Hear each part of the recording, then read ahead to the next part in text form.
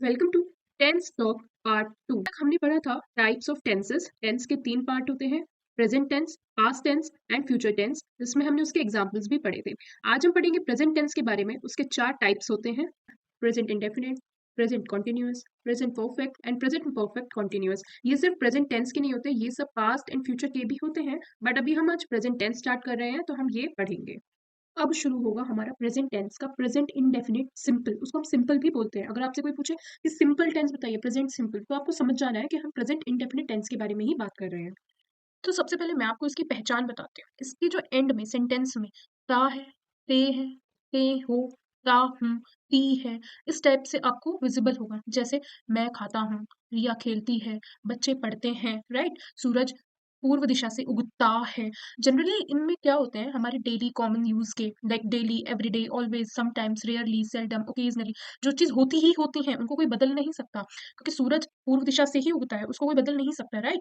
अगर हम कहें पानी 100 डिग्री सेल्सियस पर ही उबलता है, तो वो उस पे ही उबलता है ना, 90 पे तो नहीं उबलेगा ना, या उससे ज्यादा पे तो नहीं उबलेगा ना। तो ये चीज कोई चेंज नहीं कर सकता। ठीक है, तो हमें इसकी पहचान पता लग गई, राइट। अब हम देखेंगे इसमें वर्ब की फॉर्म कौन सी यूज होती है। वर्ब की फर्स्ट फॉर्म यूज होती है इसमें। अब वर्ब की फर्स्ट फॉर्म होती क्या है, जैसे हम एग्जांपल लेते हैं, गो वेंट गो, ये होती है 3 फॉर्म्स होती हैं। ये आपको टेंस के लिए याद करनी ही पड़ेगी। अगर आप कहोगे तो मैं इसके लिए भी एक वीडियो बना करके डाल दूंगी। आपको इतनी चीजें समझ में आ गई होगी। नेक्स्ट चीज में क्या है आपको बताऊंगी मैं, फॉर्मेशन कैसे करते हैं। आपने इतनी चीज समझ ली कि आपको ता है, ती है, ते है वाले एग्जाम्पल्स मिल जाएंगे, तो आपके ब्रेन में एकदम से क्लिक होगा कि हाँ, ये तो हमने पढ़ा है, प्रेजेंट इंडेफिनिट टेंस के बारे में है। ठीक है, अब जो हम नेक्स्ट पढ़ेंगे वो है कि हिंदी में दे रखा है, हम उसको इंग्लिश में कन्वर्ट कैसे करें। ये हमारा सिंगुलर के केस में, सिंगुलर का मतलब जहाँ पे सिर्फ एक चीज यूज हो रही हो, और प्लूरल का मतलब जहाँ पे बहुत सारी चीज यूज हो रही हो। तो इसका एक रूल होता है फॉर्मेशन का, सब्जेक्ट प्लस वर्ब की first form plus use of S या ई एस प्लस ऑब्जेक्ट। इसको मैं आपको एग्जाम्पल के थ्रू समझाऊंगी। देखिए, रूल के अकॉर्डिंग सब्जेक्ट, इधर मैं एग्जाम्पल के थ्रू बताती हूँ। श्वेता शतरंज खेलती है, इसमें हमारा श्वेता कौन है, सब्जेक्ट है। वर्ब की फर्स्ट फॉर्म, पहले हम देखेंगे वर्ब। वर्ब मतलब आपको पता होगा, कुछ भी क्रिया करना, कर्म करना, मतलब लाइक उठना, बैठना, खेलना, पढ़ना, लिखना, ये सारी हमारी क्रिया है। तो क्या है, खेलती, खेलती इंग्लिश क्या होती है, प्ले। लेकिन मैंने अभी आपको बताया एस या ई एस का यूज करना है, यानी कि एस हमने यूज किया।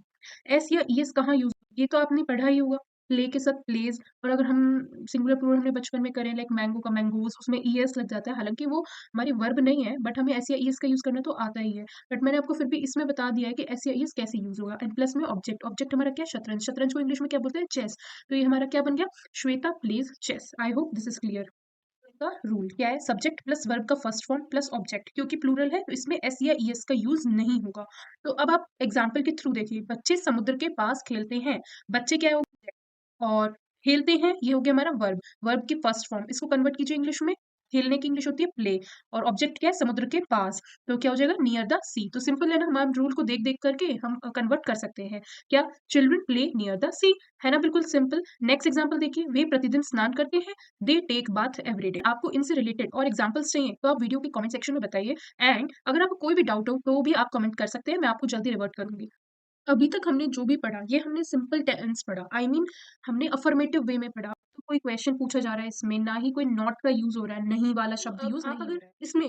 परफेक्ट हो जाएंगे अफर्मेटिव सेंटेंसेस में जो आज हमने करे, तो आपको नेगेटिव, इंटेरोगेटिव या इंटेरोनेगेटिव किसी में भी कोई भी प्रॉब्लम नहीं होगी। तो मैं आपको आज के लिए क्वेश्चन दे देती हूँ, प्रैक्टिस कीजिए, एंड फिर हम नेक्स्ट एपिसोड में मिलेंगे, उसमें हम प्रैक्टिस करेंगे नेगेटिव, इंटेरोनेगेटिव एंड इंटेरोगेटिव। क्वेश्चन है आपकी प्रैक्टिस के लिए। तो फर्स्ट क्वेश्चन है, मैं प्रतिदिन स्नान करता हूँ। सेकंड, राधिका क्रिकेट खेलती है। आप नींद में बोलते हो। सूरज पूर्व दिशा से उगता है। प्रणव प्रतिदिन मंदिर जाता है। आपको इनको ट्रांसलेट करने हैं, इनके आंसर्स मिलेंगे नेक्स्ट वीडियो में।